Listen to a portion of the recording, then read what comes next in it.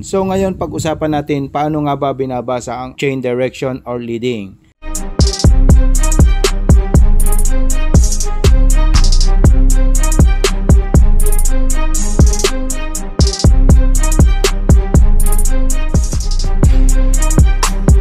Okay mga kapadyak, drop anchor tayo today at hindi ito yung typical na drop anchor na iniisip nyo. So umpisa natin mga kapadyak. Okay, ang una natin gagawin mga kapadyak ay i-engage natin ang winch sa anchor and i-walk out natin ang anchor 1 meter above the water. At sa pag-walk out ng anchor, ginagamitan natin ito ng power para makontrol natin yung pagbaba ng anchor at hanggang maabot natin yung 1 meter above the water. At once na-reach natin ang 1 meter above the water, this time, i-disengage natin ang winch para ready to let go ang anchor. So, push button lang yung ginagamit natin dito para mag-open yung brake. Unlike sa mga lumang barko na kailangan nating ikutin yung kanyang preno.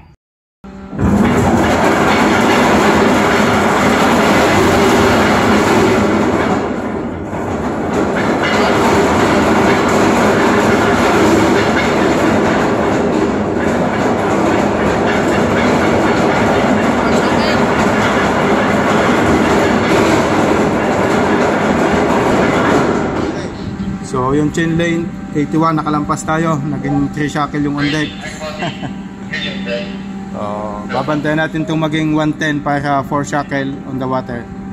At dahil high tech na nga yung ating barko or advance, so mayroon na siyang automatic na counter na nagbibilang ng link dito sa ating console. Continuous lang tayo sa ating pag drop ng anchor. Okay, opening na yung brake. Bantayan natin itong maging 110.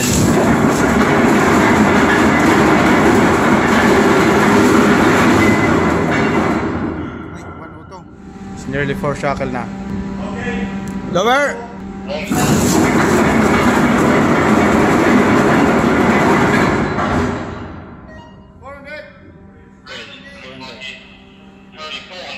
So 113, lumampas na tayo ng konti, 4 on deck na.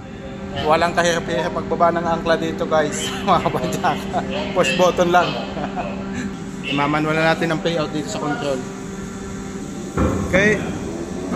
Lowering manually kasi kaunti na lang yung kailangan natin. Siguro na bro.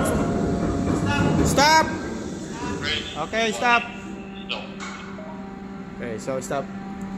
Gumamit lang tayo ng stick para makontrol natin yung pagbaba. So 116 na yung length. Close brake. So push button lang. Napakasimple. Then foul yung stopper. Yan, push button din. Yeah. Okay. Good. So yan mga kapadyak yung ating anchor position. So ngayon pag-usapan natin paano nga ba binabasa ang chain direction or leading. So ang pagbasa ng anchor is based on clock.